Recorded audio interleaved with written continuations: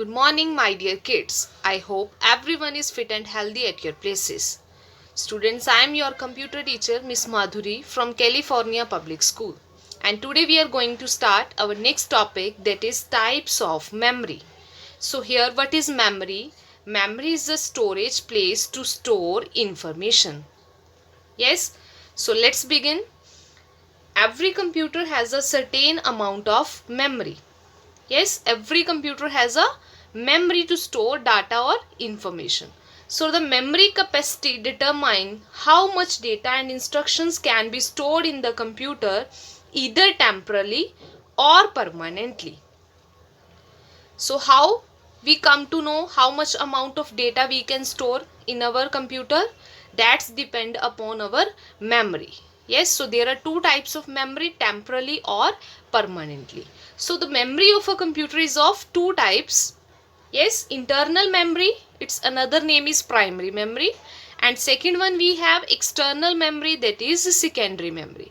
And after that, see now this figure again. Internal memory is further divided into two types, RAM and ROM, and external memory is further divided into different types like hard disk, CD, DVD, Blu-ray disc, flash and pen drive, and after that memory card.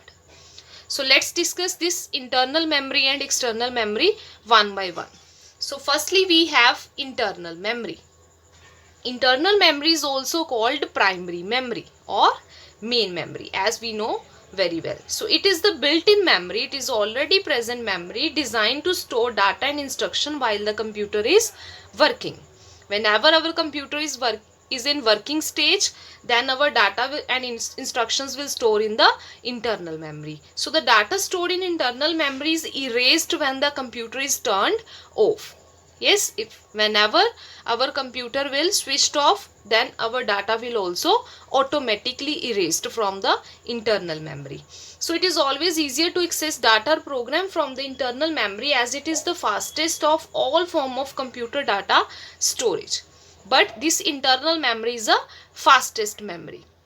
So primary memory is further divided into two types, RAM and ROM. So firstly we have RAM. RAM stands for random access memory. So it stores the information temporarily and works like a blackboard that can be constantly overwritten with new data.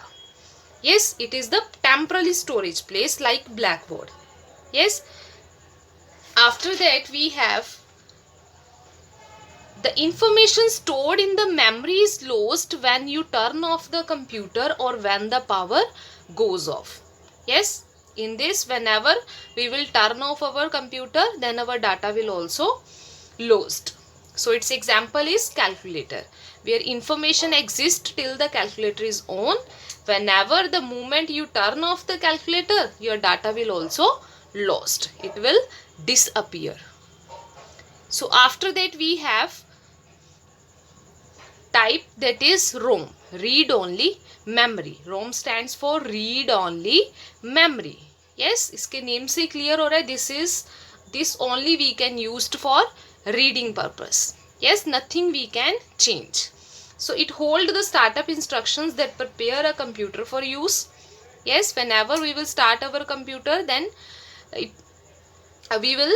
computer will take instructions from the ROM.